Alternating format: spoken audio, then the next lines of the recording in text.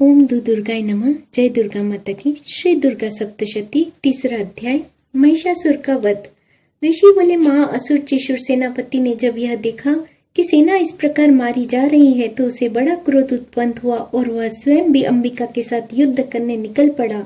युद्ध में जाकर उसने देवी जी पर बाणों की इस प्रकार वर्षा की जैसे मेघ सुमेरु पर्वत की चोटी पर जाकर जलधारा बरसा रहा हो।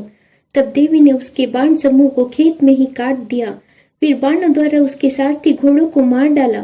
फिर झटपट उसका धनुष और ऊंची लहराती ध्वजा काट कर गिरा दी। जब उसका धनुष कट चुका तब अपने बाणों से उसके अंग भीन डाले। जिसका सारथी और घोड़े मर चुके थे और धनुष कट चुका था, तब वह बिना रथ के पैदल तलवार ढाल लेकर देवी की रथ की ओर दौड़ा और तेज तलवार से सिंह पर जाते ही प्रहार कर दिया। फिर देवी जी की वाम भुजा पर जोर से प्रहार किया। हे राजन, ज्यों ही उसकी तलवार देवी की भुजा पर पड़ी त्यों ही टूट गई। फिर असुर ने क्रोध से आंखें लाल लाल करके शूल पकड़ लिया।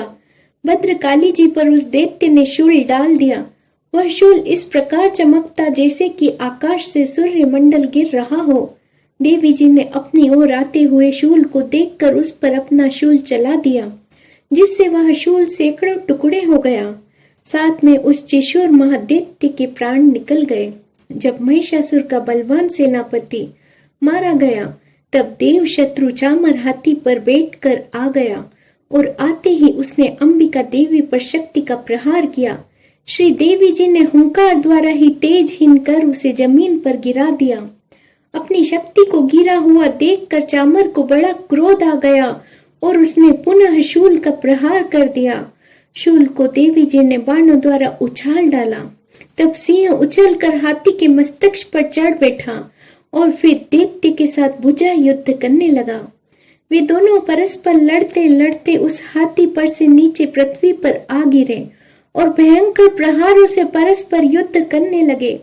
तब बड़े वेग से सिंह ऊपर की ओर उछला। ऊपर आकाश से नीचे की ओर गिरते गिरते पंजों के प्रहार से दैत्य चामर का सिर धड़ से अलग कर डाला। देवी जी ने शिला एवं वृक्ष आदि से युद्ध में उद्रव को मार डाला। फिर कराल को भी दांतों, मुक्कों और थप्पड़ों के द्वारा मार गिराया। क्रोध में परिपूर्ण देवी ने गदा की चोटों से उद्धत को चूर चूर कर दिया। बंदीपाल शस्त्र द्वारा वाशकल तथा बाणों द्वारा अंधक एवं ताम्र को मारकर यम धाम भेज दिया। त्रिनेत्रधा देवी परमेश्वरी ने उग्रास्य उग्र वीर्य महाहनु नाम के दैत्यों को त्रिशूल द्वारा मार दिया। तलवार से विडाल का सिर धड़ से अलग कर दिया। दुर्धर और दुर्मुख इन दोनों को बाणों द्वारा यमपुरी पहुंचा दिया। इस प्रकार अपनी सेना का नाश होता देखकर भेष का रूप बनाकर महिषासुर उन गणों को डराने लगा। कुछ एक गणों पर अपने थतुनों से प्रहार किया, दूसरों को सिंगों से फाड़ा। कुछ एक को वेग द्वारा, दूसरों को सिंहनाद द्वारा और घूमने से अन्यों को श्वास वायु द्वारा पृथ्वी पर गिराया। इस प्रकार गण सेना को गिराकर वह महिष सिंह की ओर झपटा। जो ही सिंह को मारने लगा, तब जगदम्बा को बड़ा क्रोध उत्पन्न हुआ। इधर महापराक्रमी महिषासुर भी क्रोध से पृथ्वी तल को अपने खुरों से खोदने लगा। फिर सिंगों से बड़े ऊंचे ऊंचे पहाड़ उठाकर फेंकने लगा। साथ में गरजने लगा। वेग के साथ घूमने पर पृथ्वी शुद्ध होकर फटने लगी।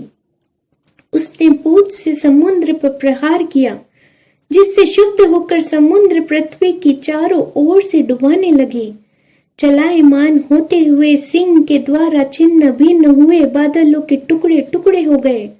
उसके श्वासों की कठोर वायु से उड़ते हुए सैकड़ों पर्वत आकाश से गिरने लगे। इस प्रकार क्रोध पूर्ण उस महादैत्य को अपनी ओर आता देखकर चंडिका उसे मारने के लिए क्रोध में आ गई। कुपित चंडिका ने उसकी ओर पाश फेंका। वह उसके द्वारा उस दैत्य को बांध लिया।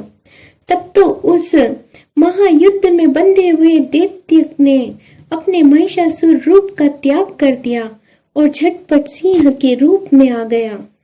जो ही चंडिका उसका सिर काटने लगी, तो वह तलवार हाथ में लिए पुरुष दिखाई देने लगा। तब शीघ्रता से तलवार ढाल वाले उस पुरुष को अपने बाणों से देवी ने बीन डाला। अब वह एक बड़ा हाथी हो गया।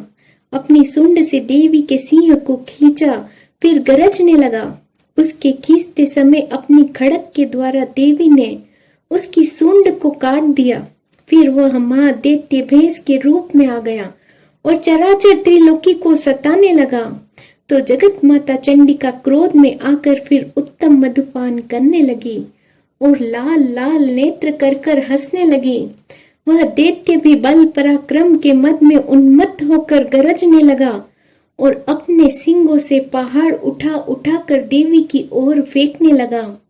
देवी ने भी अपने बाणों के समूह से उसके फेंके हुए पर्वतों को चूर चूर कर दिया। तब सुरापान के मद के कारण लाल लाल नेत्र वाली चंडिका जी ने कुछ अस्त व्यस्त शब्दों में कहा। देवी जी बोली, हे मूढ़, जब तक मैं मधुपान कर लूं तब तक तू क्षण भर के लिए गरज ले। मेरे द्वारा संग्राम भूमि में तेरा वध हो जाने पर तो शीघ्र ही देवता भी गरजने लगेंगे। ऋषि बोले, इस प्रकार कहकर देवी जी उछलकर उस महादैत्य पर चढ़ गई और पांव से दबाकर दैत्य के कंठ पर त्रिशूल से वार किया। देवी के पांव से दबे हुए उस दैत्य ने अपने मुख से बाहर निकलने का प्रयत्न दूसरे रूप में किया। अभी आधा ही निकल पाया था कि देवी ने अपने पराक्रम द्वारा उसे वहीं रोक लिया। आधा निकलकर भी उस दैत्य ने युद्ध करना नहीं छोड़ा। तब देवी जी ने अपनी तेज तलवार से उसका सिर काट कर नीचे गिरा दिया। दैत्य सेना हाहाकार करने लगी। तब उस सारी सेना का भी देवी जी ने नाश कर दिया। सभी देवता अत्यंत प्रसन्न हुए। दिव्य महर्षियों के साथ सभी देवताओं ने स्तुतियां की।